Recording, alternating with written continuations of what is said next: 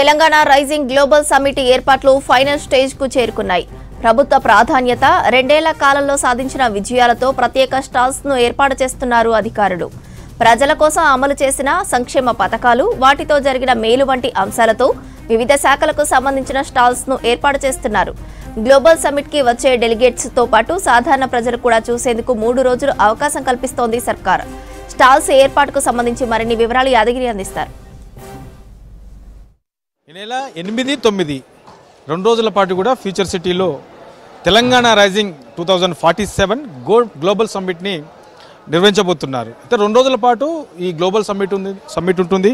ఇక 2 రోజుల తర్వాత అంటే 10, 11, 12 3 రోజుల పాటు కూడా ఇక్కడ ప్రత్యేకంగా స్టాల్స్ ఏర్పాటు చేస్తున్నారు. ఆ స్టాల్స్కి సంబంధించినటువంటి వీక్షణ అనేది స్టాల్స్కి సంబంధించినటువంటివి కూడా ఇక్కడ ఉంటాయి కాబట్టి వాటన్నిటి కూడా చూసే అవకాశం ఇక్కడ కల్పిస్తున్నారు.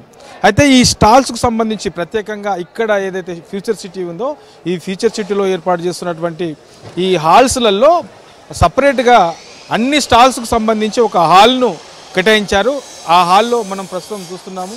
ఆ స్టాల్స్కి సంబంధించి ఇప్పటికే ఎవరెవరికి ఏ స్టాలు ఎంత ప్లేస్లు అనేది ఆల్రెడీ ప్రభుత్వం నిర్ణయించింది. ఆ నిర్ణయంకు అనుగుణంగానే ఆ స్టాల్స్ను ఏర్పాటు చేసుకోవాలని చెప్పేసి ఇప్పటికే సూచించింది. అందులో భాగంగానే ఇక తెలంగాణలో ఈ 2 ఏళ్ల కాలంలో కాంగ్రెస్ అధికారంలోకి వచ్చిన తర్వాత ఎలాంటి పథకాలు అమలు చేసింది, ఏ అంశాల మీద ప్రాధాన్యతగా ఏ అంశాలను ముందుకు తీసుకెళ్ళింది, ఇక మేజర్గా ఈ సంక్షేమ పథకాలకు సంబంధించినటువంటి దాంట్లో ఎలాంటి పథకాలు అమలు చేశాము, దానివల్ల ఎలాంటి ప్రయోజనాలు ప్రజలు పొందారు అనే దానికి సంబంధించి ఆ స్టాల్స్ను కూడా ఇక్కడ ఏర్పాటు చేయబోతున్నారు. సో ఇందులో అన్ని రకాల స్టాల్స్ ఉంటాయి. సో ప్రభుత్వం అమలు చేసినటువంటి పథకాలు, తర్వాత అమలు చేయబోయే పథకాలు, రాష్ట్ర అభివృద్ధికి సంబంధించి ఏమి కొత్తగా రాష్ట్రంలో అమలు చేయబోతుంది కాంగ్రెస్ ప్రభుత్వం అనే దానికి సంబంధించి వాటన్నిటికి సంబంధించినటువంటి స్టాల్స్ కూడా ఇక్కడ అందుబాటులో ఉండే విధంగా ఏర్పాట్లు అయితే చేస్తూ ఉన్నారు. ఇక ప్రస్తుతం మనం ఇక్కడ చూస్తే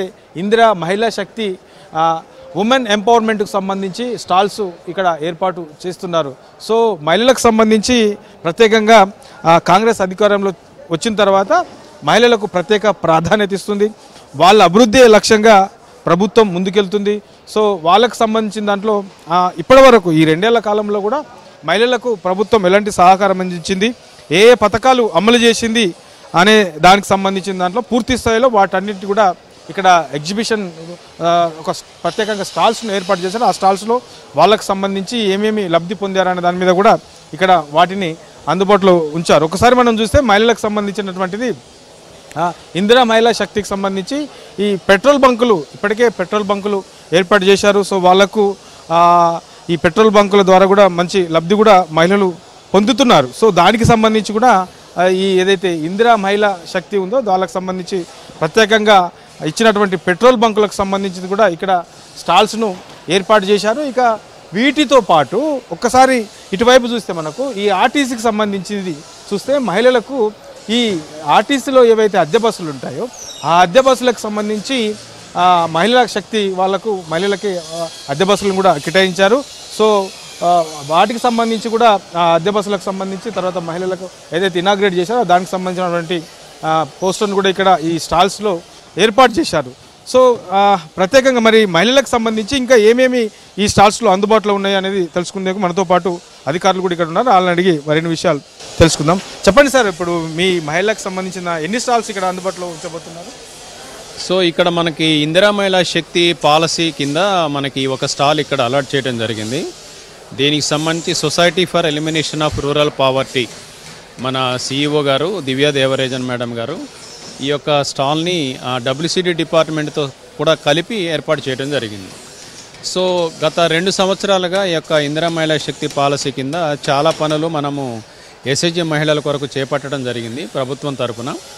అందులో భాగంగా ఈరోజు ఉమెన్ ఆపరేటెడ్ పెట్రోల్ పంప్ అంటే మహిళలు కూడా పెట్రోల్ పంప్ని వాళ్ళు ఓనప్ చేసుకొని వాళ్ళే రన్ చేసుకోవటం కొరకు రాష్ట్రం అంతా కూడా ప్రతి జిల్లాలో ఒక్కొక్కటిగా దీనిని పెట్టాలని నిర్ణయించడం జరిగింది.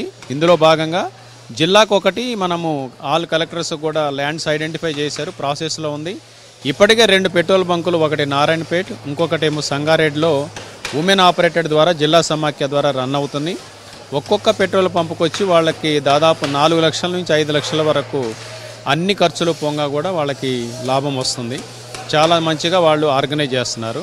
ఇదే మోడల్గా తీసుకుని మనము రాష్ట్రమంతటా కూడా ప్రతి జిల్లాలో కూడా ఇది జిల్లా సమాఖ్య మరియు మండల సమాఖ్య వాళ్ళ ద్వారా టేకప్ చేయడం జరుగుతుంది. ఇదే కాకుండా మనకి గవర్నమెంట్ ఆర్టీసీ బస్సెస్ను కూడా ఈ మండల సమాఖ్య వాళ్ళ ద్వారా వాళ్ళకి కొంత ఫండ్ తక్కువ ఇంట్రెస్ట్ తోటి ఇచ్చి ఆర్టీసీ వాళ్ళతోటి మనం కొలాబరేట్ అయ్యి వాళ్ళతోటి మనము ఈ యొక్క బస్సులను కూడా దాదాపు 150 బస్సులను ఇప్పటికే ఇవ్వడం జరిగింది. ఇంకొక 450 బస్సులను కూడా ఏర్పాటు చేసుకోవటం జరుగుతుందన్నమాట. ఇదే కాకుండా మనకి క్యాంటీన్స్ మనకి జిల్లా కలెక్టరేట్లో మన గవర్నమెంట్ హాస్పిటల్స్లో గవర్నమెంట్ ఆఫీసెస్లో దాదాపు ఇప్పటి వరకు 106 క్యాంటీన్లు మన మహిళల ద్వారానే రన్ అవుతాయి. ఇంకా కూడా ఈ సంవత్సరం మనం ఇంకా చాలా ప్లాన్ చేయడం జరిగింది. దాదాపు ఇంకొక 100 క్యాంటీన్లు కూడా ఈ యొక్క సందర్భంగా రాష్ట్రమంతటా కూడా ఏర్పాటు చేసుకోవడం జరుగుతుంది. అంటే మహిళలకు అంటే కాంగ్రెస్ అధికారంలోకి వచ్చిన తర్వాత మహిళలకు ఏమేం చేస్తుంది, ఏ పథకాలు అమలు చేసింది అనేది పూర్తి స్థాయిలో ఇక్కడ అన్ని అందుబాటులో పెట్టారా? అవునవును. ఇదే కాకుండా మనకి ఇక్కడ చూసినట్లయితే మనకి ఇందిరా మహిళా శక్తి పథకం కింద ఇందిరా మహిళా శక్తి భవన్ మన కొత్తగా జిల్లాలు ఏర్పాటు చేసిన తర్వాత ఏంటంటే కొత్త జిల్లాలలో మనకి జిల్లా సమాఖ్య వాళ్ళకి సరైనటువంటి బిల్డింగ్స్ అనేది లేవు. సో దీన్ని దృష్టిలో పెట్టుకొని 22 జిల్లాలకు సంబంధించి ఒక్కొక్క భవనానికి 5 కోట్ల రూపాయలతోటి ఈ యొక్క గవర్నమెంట్ ఇది శాంక్షన్ చేయడం జరిగింది. ఇందులో ఒక మీటింగ్స్ ట్రైనింగ్సే కాకుండా ఈ యొక్క లైవ్లీవుడ్ ఆపరేషన్స్కి సంబంధించి వర్క్షాప్స్ ఈ ముందున్నటువంటి స్టాల్స్ అన్నీ కూడా వాళ్ళు ఎగ్జిబిట్ చేసుకోవడానికి ఇక్కడనే మనం హబ్ అండ్ స్పోక్ మోడల్లో మంచి స్టిచ్చింగ్ యాక్టివిటీ గార్మెంట్ మేకింగ్ సంబంధించిన కూడా ప్లాన్ చేస్తున్నాం. ఇదే కాకుండా మనకి బయోడిగ్రేడబుల్ బ్యాగ్స్ మనకి క్యారీ బ్యాగ్స్ ప్లాస్టిక్స్ తోటి ఇవన్నీ కూడా మనకి అనవసరంగా యూజ్ చేస్తున్నాం కాబట్టి దాని ప్లేస్లో యూజ్ చేసుకోవడానికి బయోడిగ్రేడబుల్ బ్యాగ్స్ కూడా మనం ఇక్కడ ఏర్పాటు చేసుకోవడం జరుగుతుంది. మనకి న్యాచురల్ లీఫ్ ప్లేట్ మేకింగ్ సంబంధించి కూడా అటువంటి యూనిట్లు కూడా మనం ఇక్కడ త్వరలో ప్లాన్ చేస్తున్నాం. ఇక్కడ ఒకసారి చూస్తే మనకు ఇది స్పోర్ట్స్ రిలేటెడ్ స్టాల్ ఇది. సో కాంగ్రెస్ అధికారంలోకి వచ్చిన తర్వాత ఈ స్పోర్ట్స్ పరంగా ఎట్లాంటి ప్రోత్సాహకాలు అందిస్తుంది, ఏమేమి చేసింది, స్పోర్ట్స్కి సంబంధించినటువంటి దాంట్లో ప్రత్యేకంగా కాంగ్రెస్ తీసుకున్న చొరవ ఏంటి, ఎట్లాంటి ప్రాధాన్యత ఇక్కడ ఇస్తుంది అనే దానికి సంబంధించి ఇక్కడ స్పోర్ట్స్ ఫర్ లైఫ్ సంబంధించి ప్రత్యేకంగా ఇక్కడ కూడా ఒక స్టాల్ను ఏర్పాటు చేశారు. ఇక దీంతోపాటు department of handlooms and textiles సంబంధించినటువంటిది ప్రత్యేకంగా ఇక్కడ ఒక స్టాలు ఏర్పాటు చేశారు. ఇక దీని పక్కనే చూస్తే మనకు ఇక అగ్రికల్చర్ రిలేటెడ్గా ఉన్నటువంటి అంశాలకు సంబంధించి ఇప్పటి వరకు ఈ అగ్రికల్చర్ రిలేటెడ్గా ఎట్లాంటి కార్యక్రమాలు చేసింది, తర్వాత రైతులకు ఎట్లాంటి బెనిఫిట్స్ అందించింది, ఇట్లా దానికి సంబంధించి అవన్నీ కూడా వాటన్నిటిని కూడా ఇక్కడ డిస్ప్లే చేసే విధంగా ప్రత్యేకంగా ఇక్కడ కూడా స్టాల్స్ ఏర్పాటు చేస్తున్నాం. మరి ఈ అగ్రికల్చర్ రిలేటెడ్గా ఎన్ని స్టాల్స్ ఇక్కడ ఏర్పాటు చేస్తున్నారు, ఏమేమి ఇక్కడ ఉండే అవకాశం ఉంటుందనేది తెలుసుకునేందుకు మనతో పాటు అగ్రికల్చర్ ఆఫీసర్స్ కూడా ఉన్నారు. వాళ్ళని అడిగి తెలుసుకునే ప్రయత్నం చేద్దాం. సార్ చెప్పండి, ఇక్కడ ఎన్ని స్టాల్స్ అగ్రికల్చర్ రిలేటెడ్ పెడుతున్నారు? ఇక్కడ 2 స్టాల్స్ 10 మీటర్లు 5 మీటర్ల విస్తీర్ణంతో ఇవ్వడం జరిగింది. ఫార్మర్స్ ఎంపవర్మెంట్ థీమ్ తోటి ఈ యొక్క స్టాల్స్ను నిర్వహించడం జరుగుతుంది.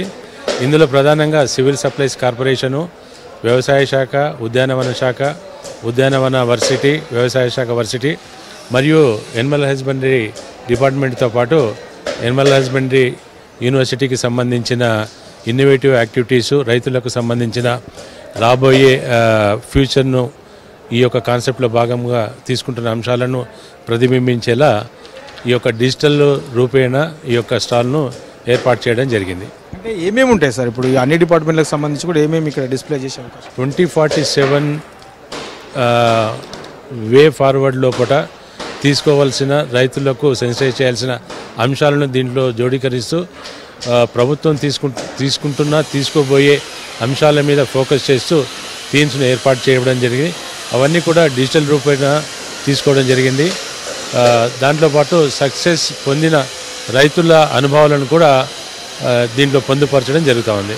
తెలంగాణలో ప్రభుత్వ ఆధ్వర్యంలో ఇప్పటి వరకు ఏమేం చేసింది, ఇక ఇప్పటికే ఈ ప్రత్యేకంగా ఒక డాక్యుమెంట్ని కూడా తెలంగాణ ప్రభుత్వం ఆల్రెడీ తయారు చేస్తుంది కాబట్టి సో 2047కు సంబంధించి ప్రధాన లక్ష్యంగా ఒక డాక్యుమెంట్ని కూడా తయారు చేస్తున్నారు. మరి ఈ డాక్యుమెంట్కు అనుగుణంగా ఇప్పటివరకు అమలు చేసినటువంటి పథకాలు, తర్వాత రాబోయే రోజుల్లో కూడా వాటిని మరింత వేగవంతం చేయడం, తర్వాత 2047 లక్ష్యంగా ఉండాల్సినటువంటి ప్రణాళికలకు సంబంధించి పూర్తి స్థాయిలో వాటన్నిటి కూడా ఇక్కడ స్టాల్స్ రూపంలో ఏర్పాటు చేసే విధంగా ఆల్రెడీ స్టాల్స్కి సంబంధించినవి కూడా కొనసాగుతూ ఉన్నాయి.